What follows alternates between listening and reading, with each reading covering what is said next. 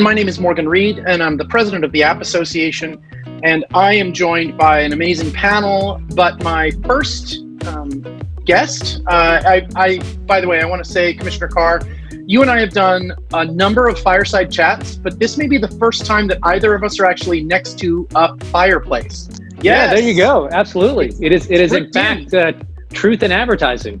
Yes. Carr has been very gracious with his time, but also with his incredible work ethic on an issue that is very near and dear to us at the App Association, and that's 5G. And for us, the whole idea of connecting more people in more places means that we can provide great products to more people, but also we can hire more people from everywhere in the country. One of the revelations of the COVID-19 crisis is the work from home. But from a programmer's perspective, we've always been working from home. You wake up at night, you think of what you need to write, you write it from home. The question is, how do we make sure that those best programmers are available for Mark and for Andrew and for Vishal from anywhere in the country at any time of day, and available to be hired and be employed in a job that pays, according to the Bureau of Labor Statistics, on average $92,000. And I know Mark Fisher would love to get a top-line programmer for $92K. That would be cheap. So we've got this great opportunity that Commissioner Carr is trying to push forward by connecting more people with high-speed broadband that has low latency, that can drive both the products we make, but also the people that we hire. Commissioner Carr was first nominated to serve as commissioner of the FCC by President Trump and was confirmed unanimously by the United States Senate in 2017. Commissioner Carr in 2019 was nominated by the president and confirmed by the Senate to serve a new 5-year term. And we are looking forward to his continuing leadership through the next, I guess you've got 3.5 years left.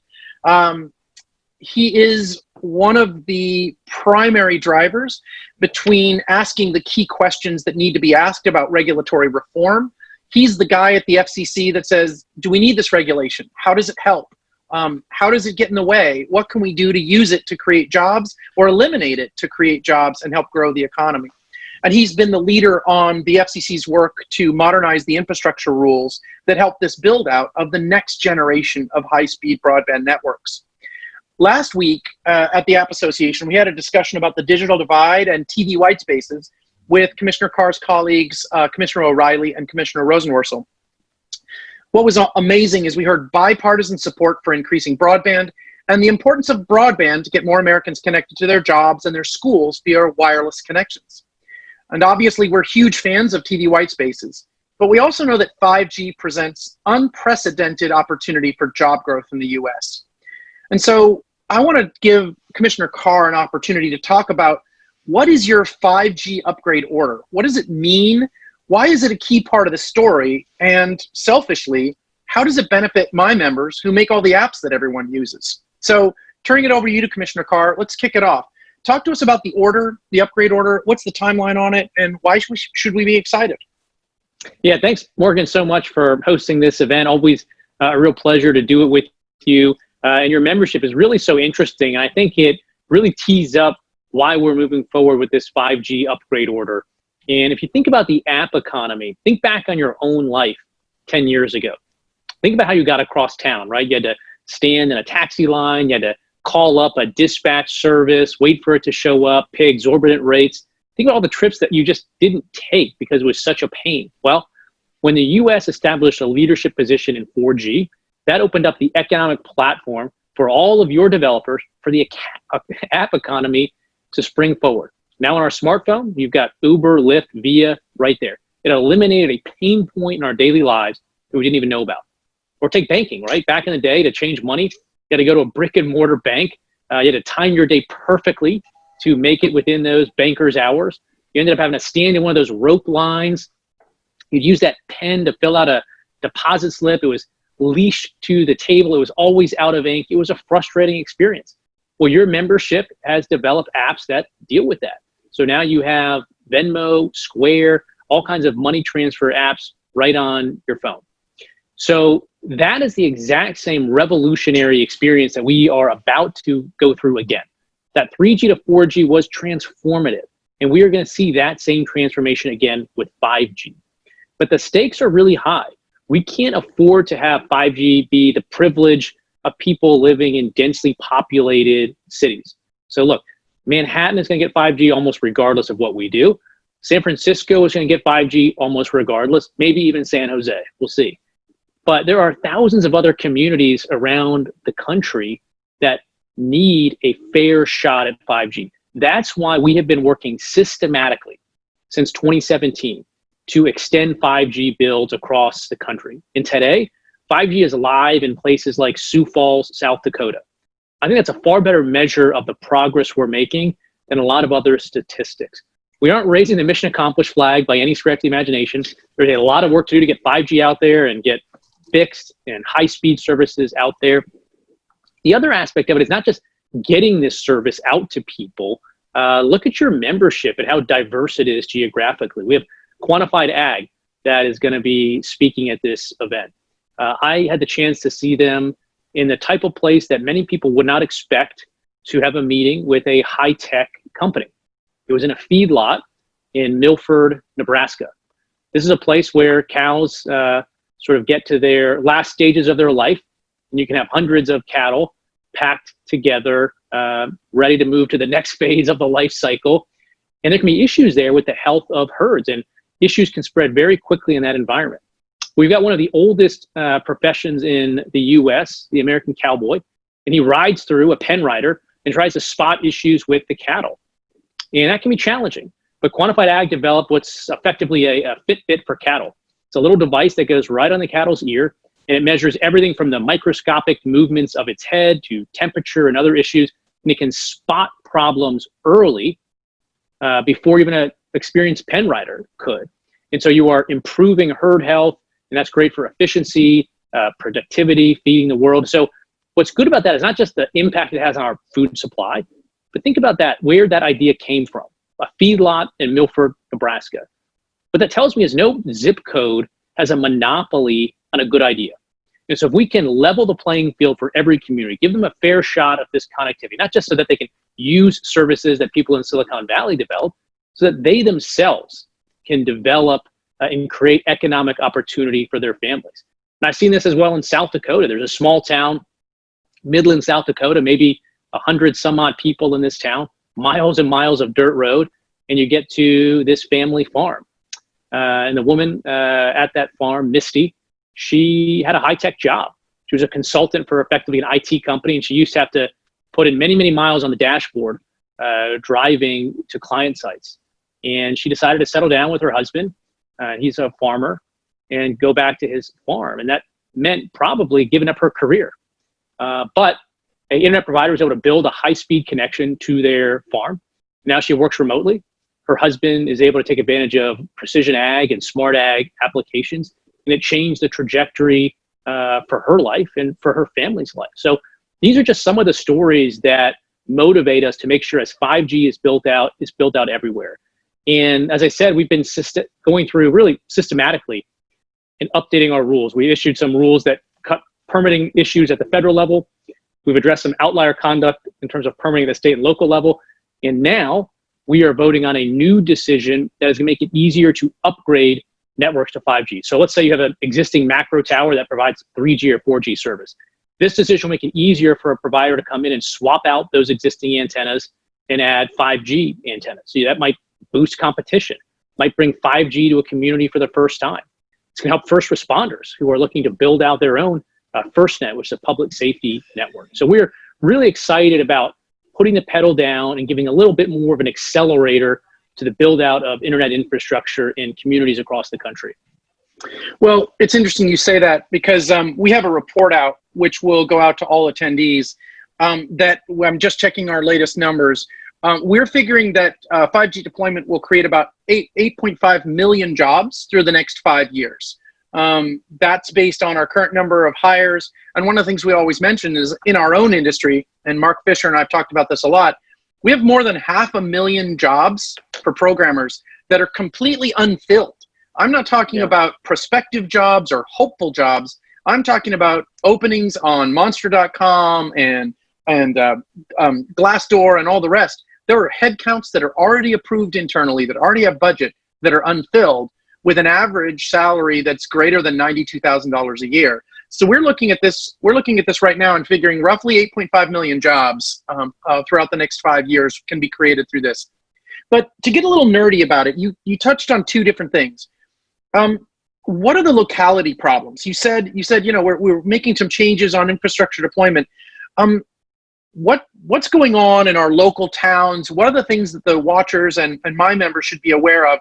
How do they help make sure their town or city gets moving on this? And what's the commission doing when it comes to these questions around the locality question? Yeah, in this particular order, what we do is this. Congress passed a law, actually back in 2012, called Section 6409. And what Congress recognized there is we were finishing 4G builds at that time. And they said, look, if you're just adding a new antenna or swapping an antenna out of an existing tower, we think that should go really quickly because it presents such fewer issues and different issues than if you're putting up a new 300-foot tower in a community. So Congress said, let's make it easier for communities to get 4G by allowing upgrades to existing sites on a faster track than what you would do for a totally new site. And so what we're doing now is we're simply looking at that decision that Congress made 6 years later from our rules, 8 years later from Congress passing it. There's been uncertainty about how those existing rules apply, and we're clarifying that. What that's going to do is really just separate the wheat from the chaff. So those easier projects, the antenna swap outs, let's clarify what those are, what those look like, what the scope of that is, when does this 60-day shot clock that already exists start running, and when can we reserve resources then at that point for the larger projects that deserve some additional scrutiny?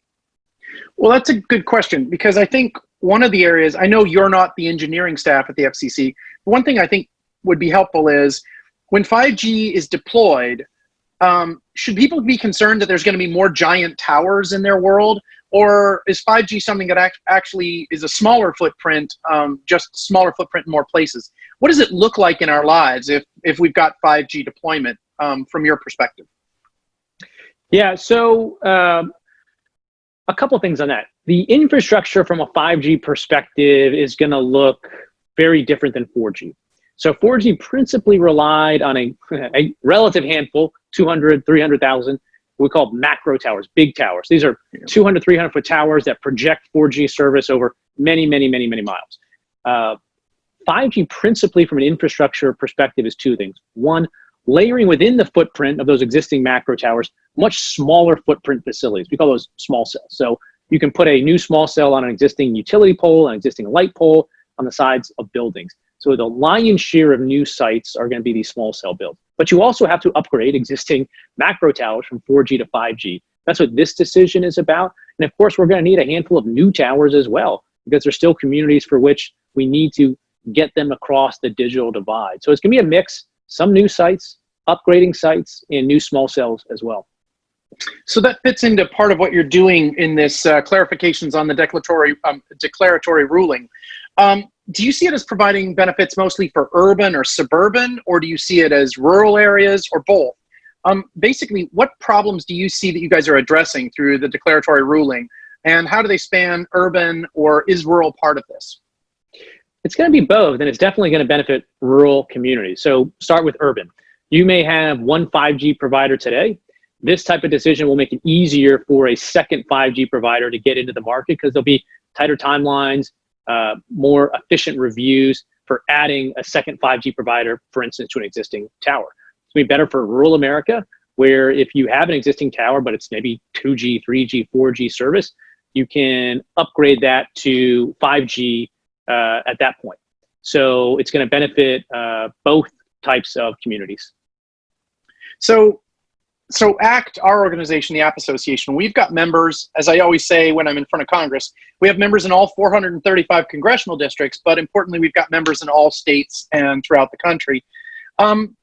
What are the use cases that you see that my members need to be thinking about being enabled through 5G networks that this declaratory ruling helps get deployed more easily? Where do you see that happening? Because I'll be honest, one of our focuses is how does my membership, how do these these employers, these folks who are making products around the country, how do they engage with their locality and their others to put appropriate pressure to say, hey guys, let's get this done. I want to get some hiring going. I want to build the next product, or I want that farm down the road to put tags in the cow's ear.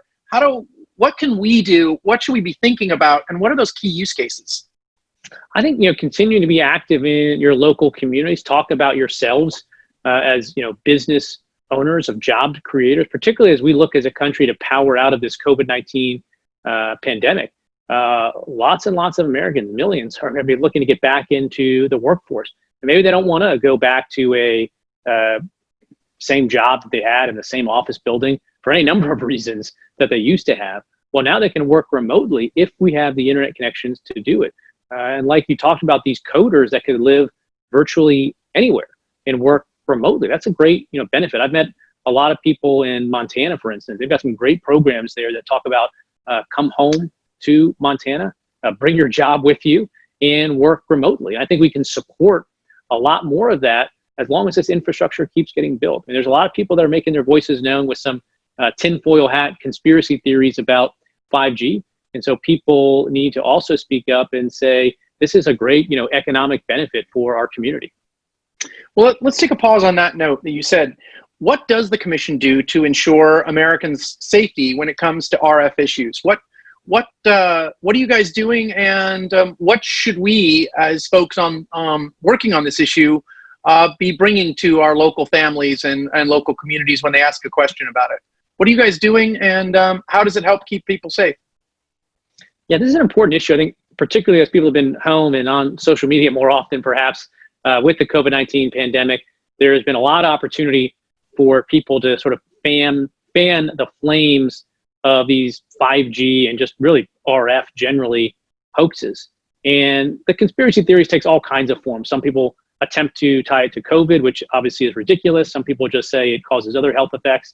To start, there's nothing new about this. We saw this exact same, hoax conspiracy theorists when we upgraded to 3G, when we upgraded to 4G. You're seeing them again now. It's just we have social media that's able to amplify them. Heck, we saw it 100 years ago when FM and AM radio was being built out. People were talking about the exact same things they're doing now. Look, we look at the federal level, principally at the FDA, which has scientists, epidemiologists that have looked at dozens and dozens of studies, right? So one of the hoaxes is none of this has been studied. No one has any evidence that RF is safe.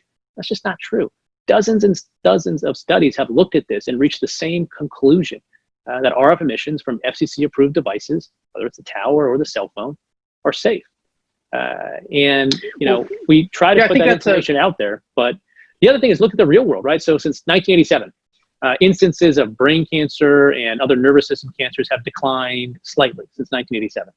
Over that same period of time, cell phone usage and cell phone internet infrastructure build out has spiked like a hockey stick, right? So you got usage of the internet and sort of the availability and the numbers of cell phones spiking at a time in which these cancer rates are, declining slightly. So no correlation there in the real world, in addition to what the studies show. But look, there's some people that grasp these theories for emotional reasons.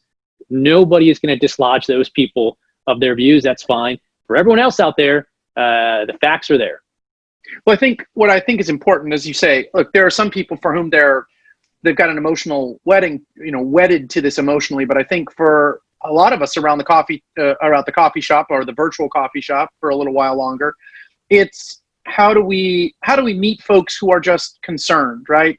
And change is always concerning. And I think you said two things that I'd like to highlight, and then a third that I want to add, frankly, from our perspective. One of which is the FCC does review these questions, that it does have engineers and people who look at RF, that devices have to go to the FCC and be approved. It's not, you can't just slap anything on there and put it out there. Those of us who are old enough remember pirate radio. There's a lot of oversight over the use of spectrum broadband, how much power you can put through and everything else. It's something the FCC spends a lot of time on. But I'd also, from my own perspective and our organization's perspective, remind everybody to take a step back and think about it this way. Millions of Americans currently don't have broadband access. And right now, one of the biggest impacts that has is health. How do you see your doctor? You're worried about the health impact of this. I'm also worried by the health impact of not having broadband. It means no telemedicine visit. It means no remote patient monitoring.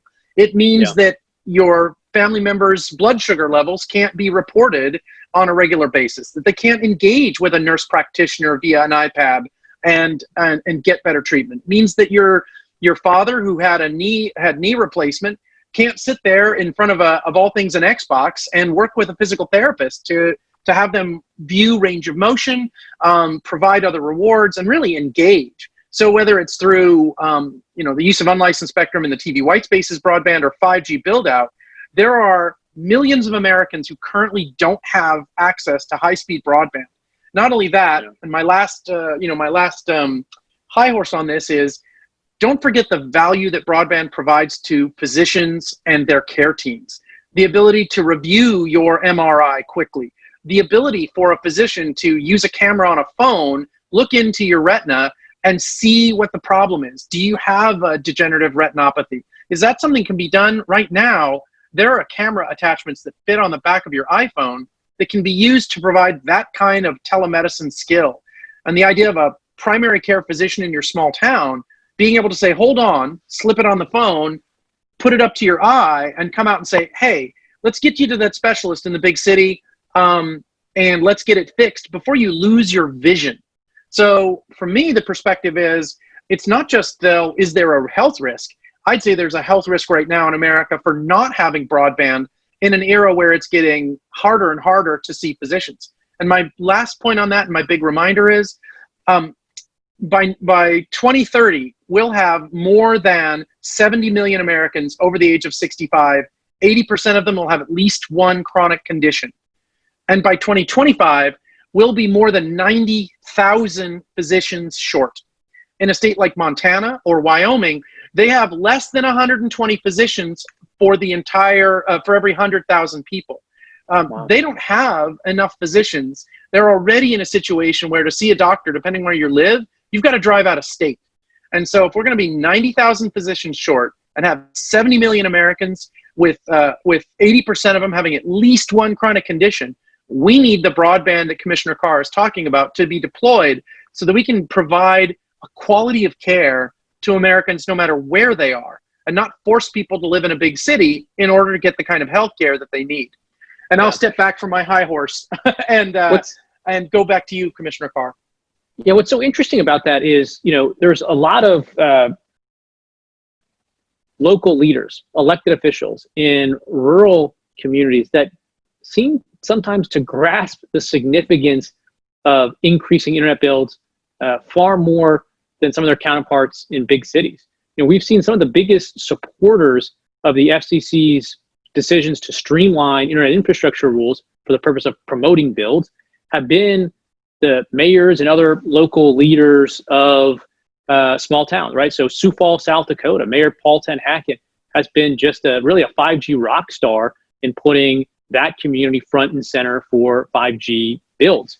You look at towns like Mayor Scott Fatness of Fishers, Indiana, put that town right on the map with an IoT sort of innovation center, spurring the build out of small cells to that community. Cheyenne, Wyoming, so many other towns that they're like, look, everything else, almost goes by the wayside. We need to get broadband built out. And that's not to denigrate leaders in other communities. They deal with all kinds of issues. There are a lot of puts and takes that are on their table. It's just, I think when you're in a rural community and you don't have that access, it really puts it in stark color. Some of the leaders in bigger cities have been doing good work during the COVID pandemic, for instance, right? There was originally potentially some issues with local leaders even working remotely, and how's this permitting process going to work? And they worked with industry and were able to get through some of that, and I think they should be commended for that. And I think this 5G upgrade order we do is going to help some more, because it's going to separate, again, the wheat from the chaff, the easier cases from the harder cases. And to your point, let's get the connectivity out there. Let's upgrade service, whether it's for educating our kids from home, working from home, or telehealth. I think that's exactly right. And my last note on that is, you mentioned it. I would remind everybody that two of the leaders in the telemedicine space, one of which is the University of Virginia, which is now providing telemedicine capabilities to the western part of Virginia. Contrary to what the TV shows, not all of Virginia is Northern Virginia and the Pentagon area. In fact, the huge western part of the state is rural, incredibly rural. And right now, they have telestroke capabilities provided by UVA that reach people to provide nearly the same quality of stroke care that they would get in a big city hospital now, right in the ambulance that they have there in the rural part of the town. And then, Commissioner Carr, one of the other places that's been huge on this is the Delta area of Mississippi. The University of Mississippi has been a leader on providing diabetes care and management and engagement in the Mississippi Delta, where people are upwards of 2 hours away, and where you have a high incidence of diabetes and a lot of challenges when it comes to lifestyle. How do you engage with people to make sure they're on top of their diabetes and what they're doing? And that requires understanding a community where they are, and that means connectivity. So I agree, obviously, Commissioner Carr, that this rollout is critical. I'm out of time, but I think last but not least, I just want to touch on how the 6409 order is going to work. And then again, as I said, what timeline do you all see at the FCC for when the next steps will be, opportunities to comment and be engaged on getting 5G over the next hurdle? Yeah, so the decision we're reaching today grants 2 petitions that were filed last summer. So there have already been a comment round, a reply comment round, and we've benefited from a lot of participation up to this point. Those petitions teed up very specific, very narrow, actually, issues. We sought public comment on them. Local leaders, for instance, I think maybe over 70 participated in one form or the other in that reply comment cycle, including meetings at the FCC. They filed something like almost 650 pages of filings on these very narrow issues, and we benefited from all that participation. In fact, our final decision includes a lot of policy positions that they advocated for. So a week from Tuesday, we are going to vote to adopt this decision, and it's a declaratory ruling, which means we're clarifying existing law, so it goes into effect pretty quickly. And there's also a small NPRM on the backside where we're seeking some additional comment on some issues that didn't make sense to move directly to a declaratory ruling on. And so we will have a comment cycle on those as well. And an NPM is a notice of proposed rulemaking, right? And those for those who don't play FCC at home, what happens as that goes forward? Is there anything else that we need to do to support 5G rollout next? Yeah, continue to participate, continue to look at the proceeding. Again, the main issues which we're dealing with in declaratory ruling, we sought comment on already through a public notice at the end or middle of last summer. And then there'll be another round of comments through the NPRM for another smaller set of issues, but continue to track this proceeding. Well, with that, let's hear the stories of people who are actually deploying and making things work. You've already helped Vishal on his sales pitch. He was probably taking notes and figuring out how, what can I fit into a brochure that gets these points across?